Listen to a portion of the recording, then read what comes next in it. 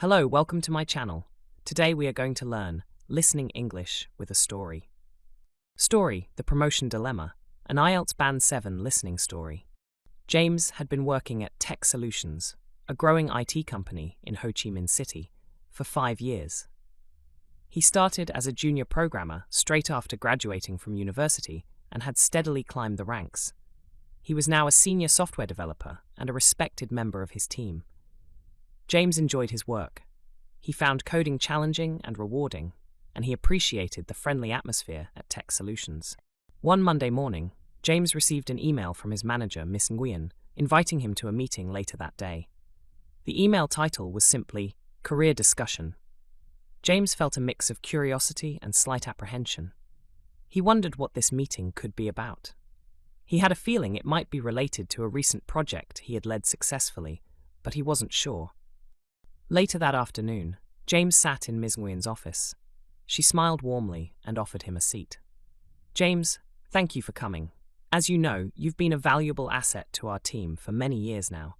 We've been very impressed with your performance, especially your leadership on the recent Project Phoenix. James felt a surge of pride. Thank you, Ms. Nguyen. I enjoyed working on Project Phoenix, and I'm glad it was successful. Ms. Nguyen continued, Indeed, and because of your contributions, we'd like to offer you a promotion. We're creating a new role, Team Lead for Advanced Development, and we believe you'd be an ideal candidate. James was surprised, but also thrilled. A promotion, that was fantastic news. Wow, Miss Nguyen, that's amazing. Thank you for considering me. Of course, James, you've earned it, Miss Nguyen said. This role would involve leading a team of developers working on our most innovative projects. It would mean more responsibility, of course, including project management, mentoring junior developers, and more client interaction. It sounds very interesting, James replied, still processing the news. Could you tell me a bit more about the responsibilities and expectations? Miss Nguyen explained the details of the new role, outlining the team structure, the types of projects, and the performance targets. She also mentioned the salary increase and benefits package that came with the promotion. It was a significant step up from his current position. However, as Miss Nguyen described the role, James started to feel a little hesitant. He had always enjoyed the technical aspects of his job, the coding, problem-solving, and deep focus on software development. The new role, as team lead, seemed to be more about management and less about hands-on coding. He would be spending more time in meetings, delegating tasks, and dealing with administrative issues. After Miss Nguyen finished explaining, she asked, So James, what do you think? Are you interested in taking on this new challenge? James paused, considering his options. Ms. Nguyen, I truly appreciate the offer.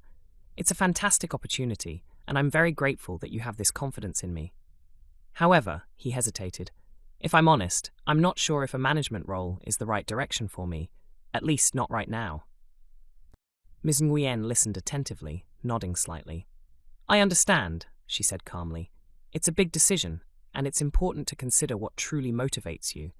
Can you elaborate on your concerns? James explained, Well, I really love coding. I love getting into the details of software architecture and development. I worry that in a team lead role, I'd be spending less time doing what I enjoy most, and more time on management tasks, which I'm not sure I'm as passionate about. Ms. Nguyen smiled understandingly. That's a very valid point, James. It's important to be honest about your preferences.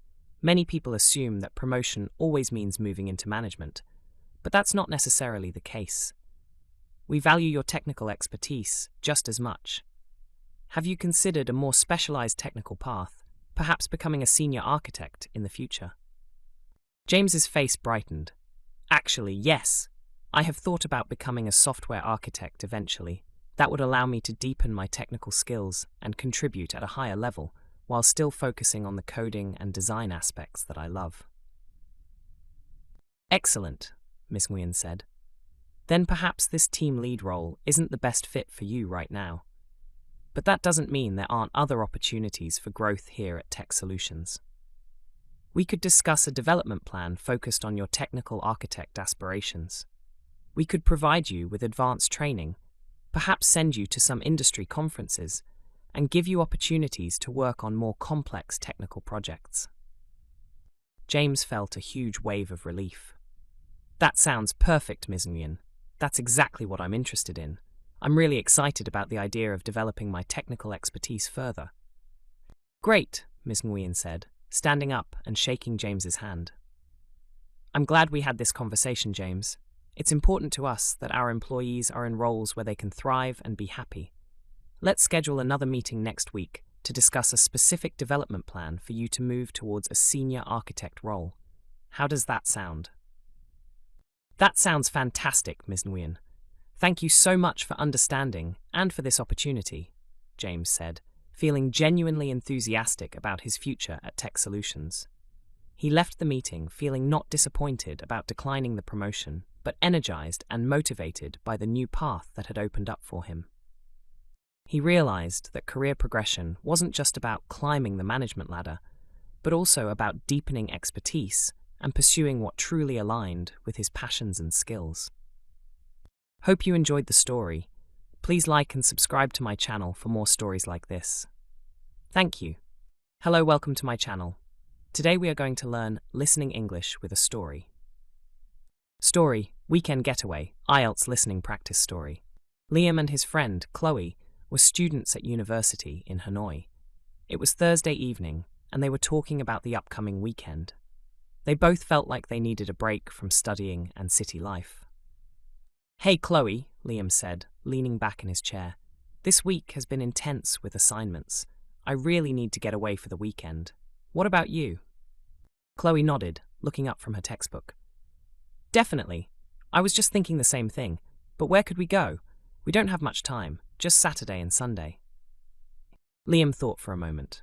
Well, we could go to Halong Bay. It's beautiful, and it's not too far from Hanoi. We could take a bus on Saturday morning and come back on Sunday evening. Chloe considered this. Halong Bay. It is lovely, but it might be very crowded on the weekend, especially with tourists, and it's quite a long bus journey, maybe 3 or 4 hours each way. True, Liam agreed. Okay, maybe Halong Bay is a bit too far and too busy. What about something closer? Like Ninh Binh. It's known as Halong Bay on land. It's supposed to be really scenic with rice paddies and limestone mountains. Ninh Binh, Chloe exclaimed. That's a great idea. I've seen pictures. It looks amazing. And I think it's closer than Halong Bay, maybe only 2 hours by bus. Exactly, Liam said, feeling more enthusiastic. We could go to Tam Kok, take a boat trip on the river, maybe rent bikes and cycle around the countryside. It would be much more relaxing than the city. I love it, Chloe said. Ninh Binh it is. So how do we get there? Bus or train? Liam pulled out his phone and started searching online. Let's see. Buses to Ninh Binh.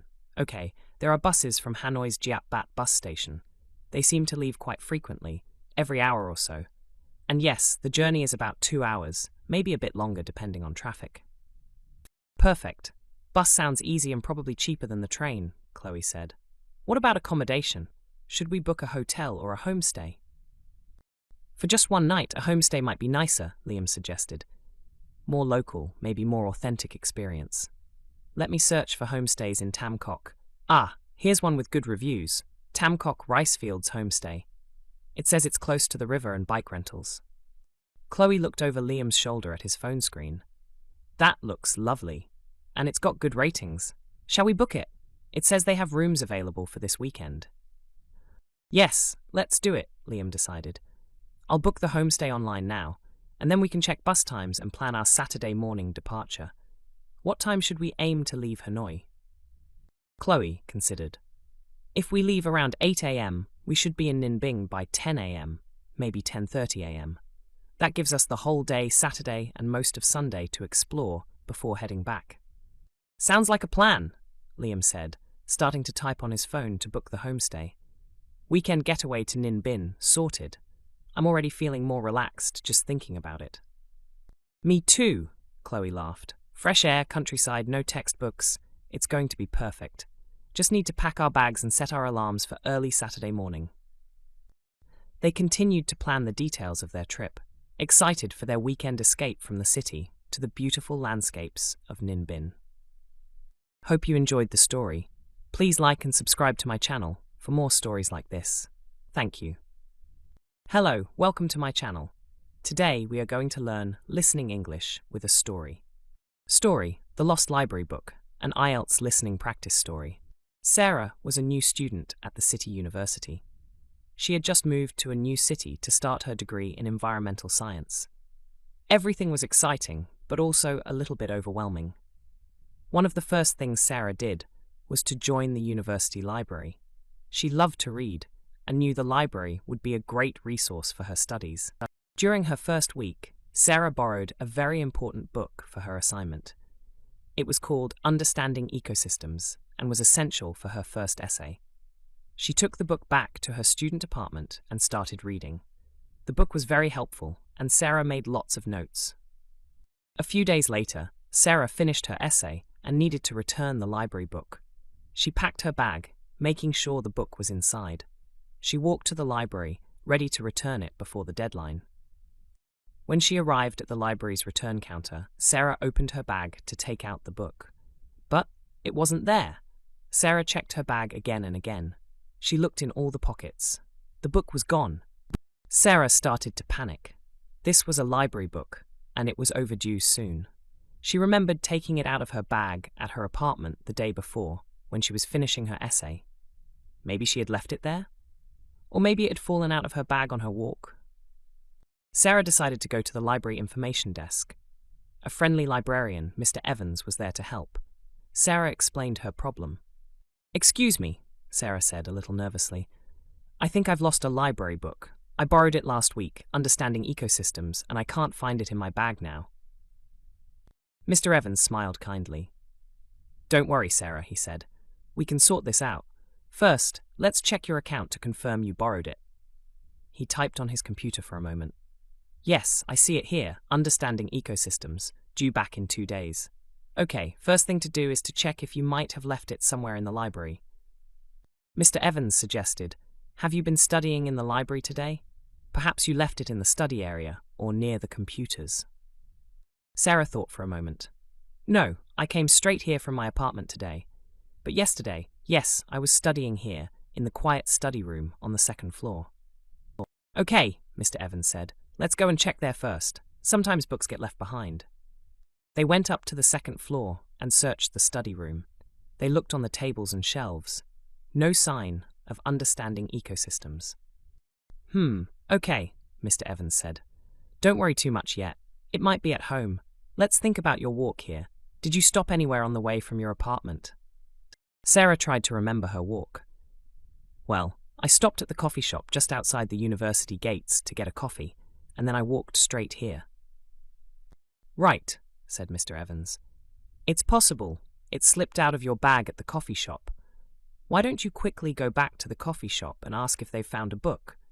I'll stay here and check if anyone has returned it by mistake in the last hour." Sarah thanked Mr. Evans and hurried back to the coffee shop. She went inside and spoke to the barista behind the counter. "Excuse me," Sarah asked, a bit breathless. "I was here about half an hour ago, and I think I might have lost a book. It's a library book, quite big, called Understanding Ecosystems. Have you seen it by any chance?" The barista, a young man with a friendly face, thought for a moment. "A big book, Ecosystems. Wait a minute. Yes! Someone did find a book on one of the outside tables just after you left. Let me check in the lost and found." He went to a shelf behind the counter and looked around. Then he smiled and pulled out a book.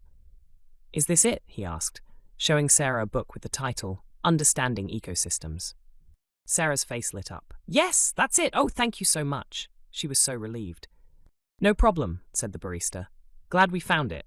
Lots of students leave things behind here. Just be a bit more careful next time," he chuckled. Sarah thanked him again and rushed back to the library, book in hand. She went back to Mr. Evans at the information desk.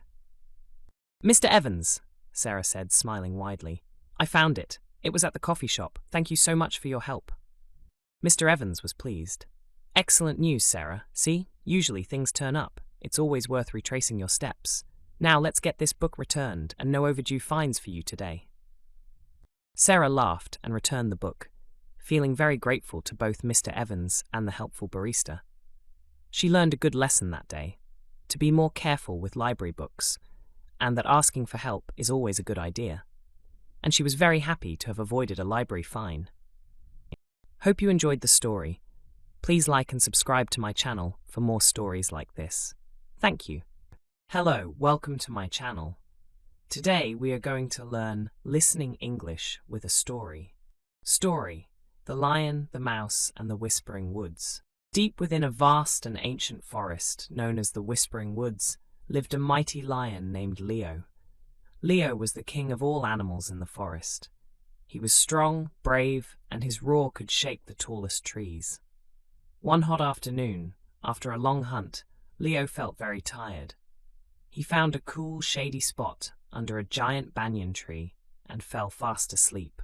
Nearby, in the roots of the banyan tree, lived a tiny mouse named Millie. Millie was a curious and playful mouse. She loved to explore. She scurried out of her little home, her whiskers twitching, and saw the huge lion sleeping there. Millie had never seen a lion so close before. She was both scared and excited. Being very curious, Millie decided to take a closer look. She tiptoed closer and closer to the sleeping lion. "He is so big," she whispered to herself. Without thinking too much, Millie, in her playful mood, decided to run across the lion's back. She scampered up Leo's leg, across his furry back, and down his tail. It felt like climbing a mountain to Millie. She giggled silently as she ran. Unfortunately, in her excitement, Millie's tiny feet tickled Leo's nose.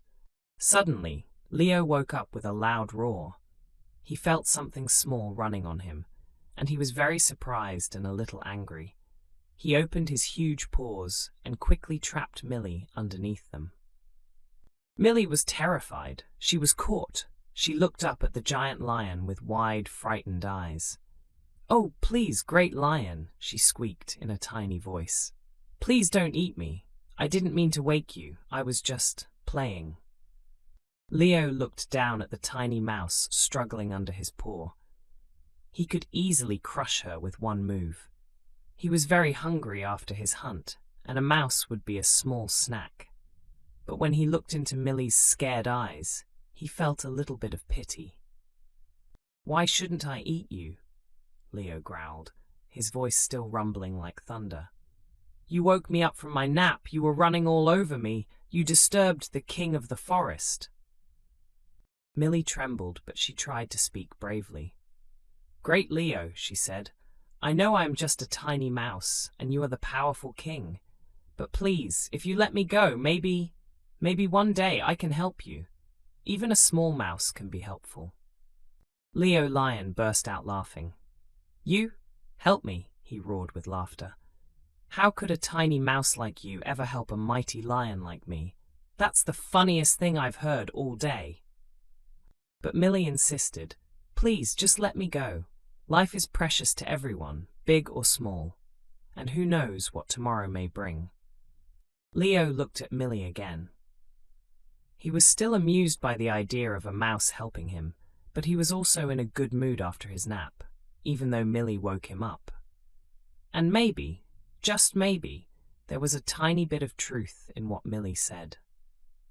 With a big sigh, Leo lifted his paw and let Millie go. "All right, little mouse," he said.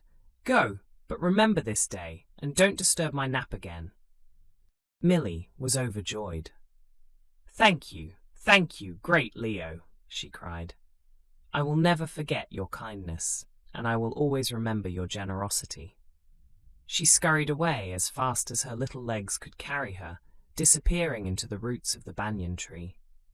Years passed in the Whispering Woods. Leo continued to rule as the king, strong and brave. Millie lived her life, always remembering the lion's kindness. She told all her mouse friends about her adventure, and they all admired Leo's mercy. One sunny afternoon, as Leo was walking through the forest, he stepped right into a hunter's trap. The trap was made of strong ropes, hidden under leaves and branches. Leo roared and struggled, but the more he pulled, the tighter the ropes became. He was trapped. Leo roared again and again, hoping for help. but no other animal in the forest was strong enough to break the hunter's ropes. Leo was getting tired and worried. He was the king of the forest, but now he was helpless. Suddenly, Millie the mouse heard Leo's roars from far away. She recognized the roar of the lion who had once shown her mercy. "It's Leo," she thought. "He is in trouble." Without hesitation, Millie gathered all her mouse friends. "Come quickly," she squeaked.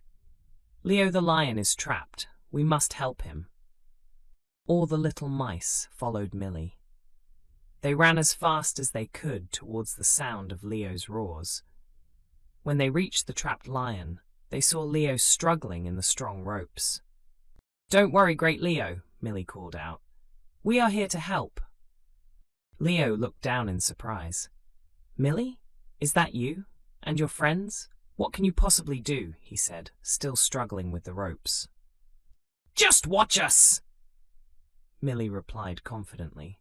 Then, Millie and all her mouse friends started to gnaw at the ropes with their sharp little teeth. They worked together, chewing and chewing as fast as they could. It took a long time, and the ropes were thick, but the mice were determined. They remembered Leo's kindness, and they worked tirelessly. Slowly, strand by strand, the ropes began to weaken and break. Finally, after much effort, the rope snapped. Leo was free. He stepped out of the broken trap, amazed and grateful. He looked at Millie and all the tiny mice, who were now very tired but very proud. "Millie," Leo said, his voice full of gratitude, I don't know what to say. You and your friends saved me. You, the tiny mouse I once laughed at, you actually helped me." Millie smiled. "You see, great Leo," she said, "even the smallest creature can be helpful, and kindness is never wasted." Leo learned a valuable lesson that day.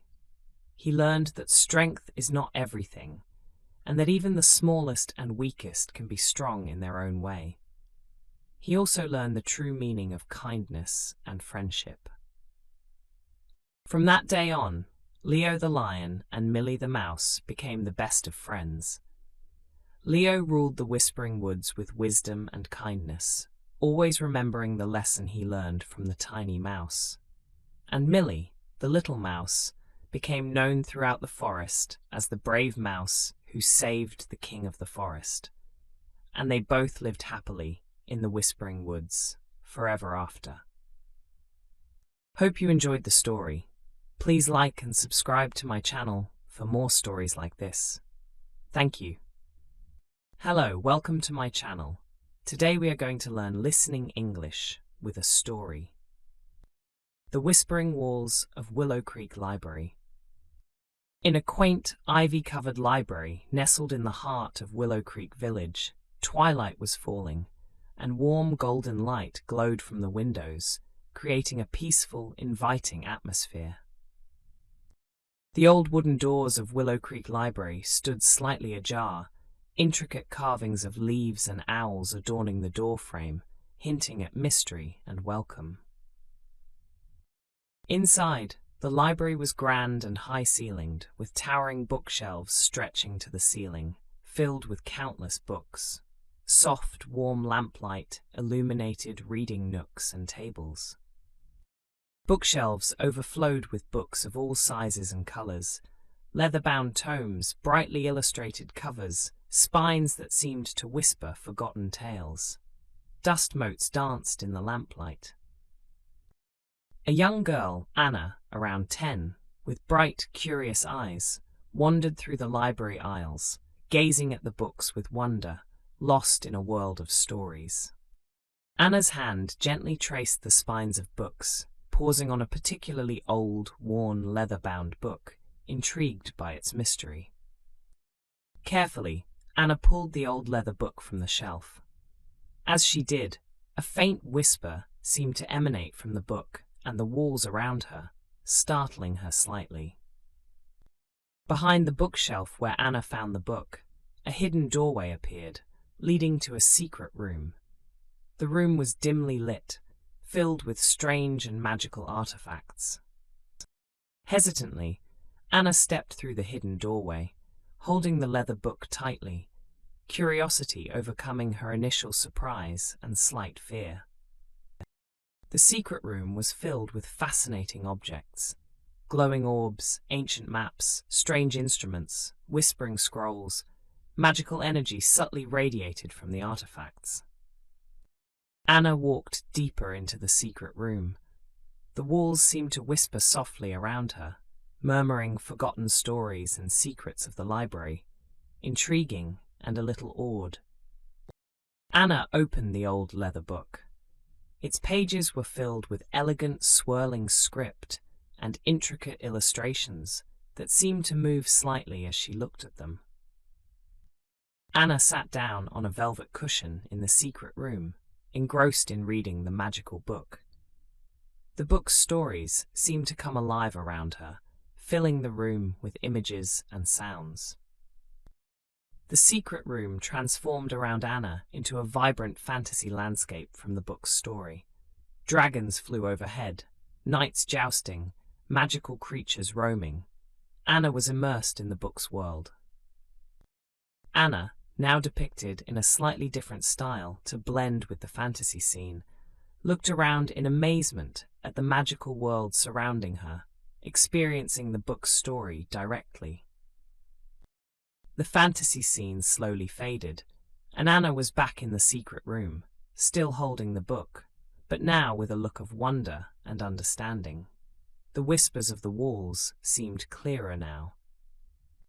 Anna reached out and touched the library wall. Now understanding the whispers were the voices of stories and knowledge contained within the library, feeling a connection with the library's magic. Anna emerged from the secret room, closing the hidden doorway behind the bookshelf. She carried the leather book, now knowing its true nature and the library's secret. Anna returned the leather book to its place on the shelf, now with reverence and understanding, knowing she could always return to the library for more adventures. Outside, twilight deepened over Willow Creek Library. Warm light glowed from the windows, and ivy-covered walls whispered secrets to the night. Anna walked away, silhouetted against the warm light, carrying the magic of stories with her. Hope you enjoyed the story. Please like and subscribe to my channel for more stories like this. Thank you.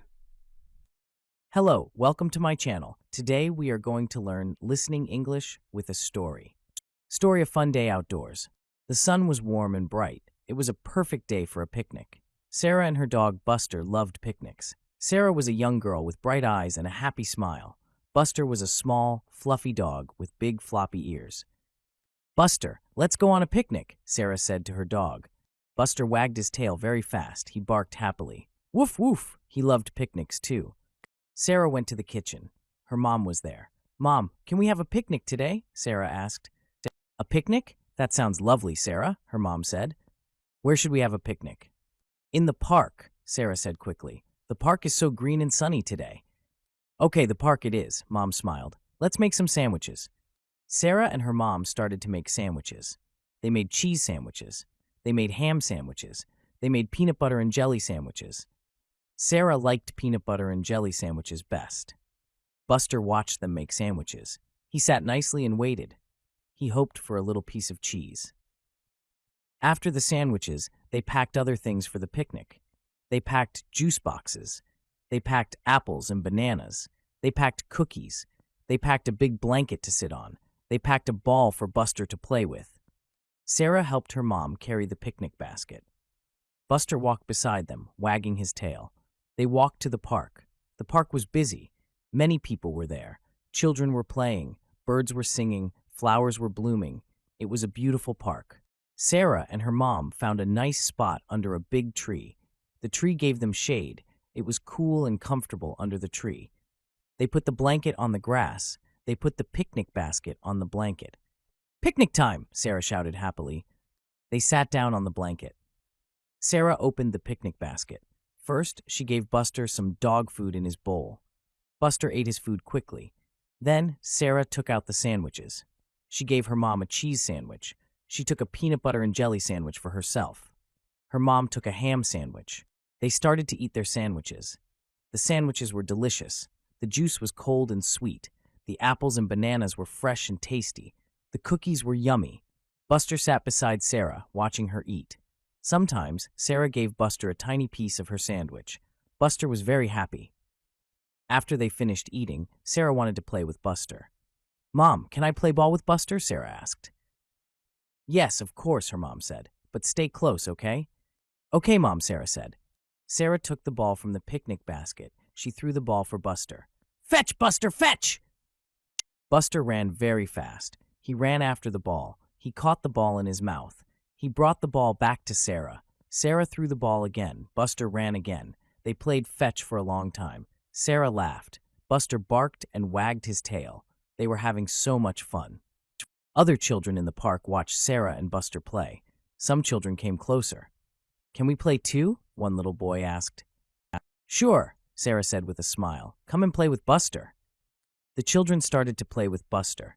They threw the ball. Buster ran and fetched the ball for everyone. Buster loved playing with children. The children loved playing with Buster. Sarah and her mom watched them play. It was so nice to see everyone happy. The sun started to go down. It was getting late. "Sarah, it's time to go home," her mom said. "Aw, do we have to go home now?" Sarah asked. She was still having fun. "Yes, honey, it's getting dark. We can come back to the park again tomorrow," her mom said. "Okay," Sarah said. She was a little sad, but she knew they could come back again. Sarah called Buster. "Buster, time to go home." Buster came running back to Sarah. He was tired from playing, but he was happy. They packed up the picnic blanket and the picnic basket. They walked home together. Sarah held Buster's leash. When they got home, Sarah was tired, but she was very happy. She had a wonderful picnic in the park with her mom and Buster. She ate delicious sandwiches and cookies. She played ball with Buster and new friends. It was a perfect picnic day. Sarah gave Buster some water. She gave him a big hug. "You were a good dog today, Buster," she said. Buster licked Sarah's face. He was happy too. Sarah took a bath and put on her pajamas. She went to bed. She thought about her picnic day. She smiled. It was a very good day. She closed her eyes and fell asleep, dreaming of little red bicycles and picnics in the park. Hope you enjoyed the story. Please like and subscribe to my channel for more stories like this. Thank you.